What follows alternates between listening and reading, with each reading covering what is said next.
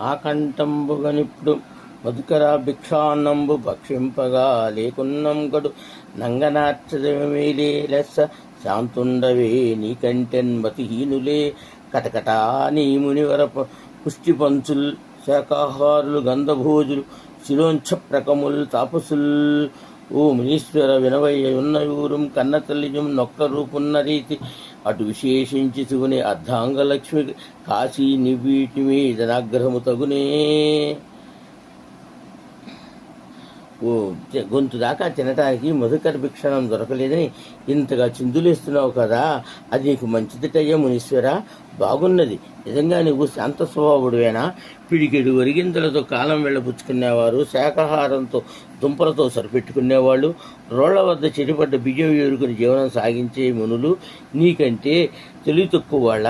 ఓ మునిశ్రేష్ఠ, ఉన్న ఊరు కన్నతలతో సమానం అనే నీతి నీకు తెలియదటయ్యా. అంతకన్నా విశేషించి శివుని అర్ధాంగలక్ష్మి అయినా ఈ కాశీనగరం మీద నీవు ఇంత కోపం చూపించడం తగునా అన్న మందలించింది పార్వతీదేవి.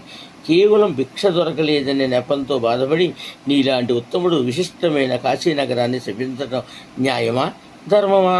చాలా ఆకలితో ఉన్నావు కాబట్టి నిన్ను ఎక్కువగా బాధ పెట్టడం మా వంటి గృహిణులకు మంచిది కాదు. మా ఇంటికి భోజనానికి రా, తిని కూర్చున్న తర్వాత కొన్ని మాటలు నీతో మాట్లాడతా అన్న మహాసాధ్యుని చూసి వ్యాసుడిట్లా అన్నాడు.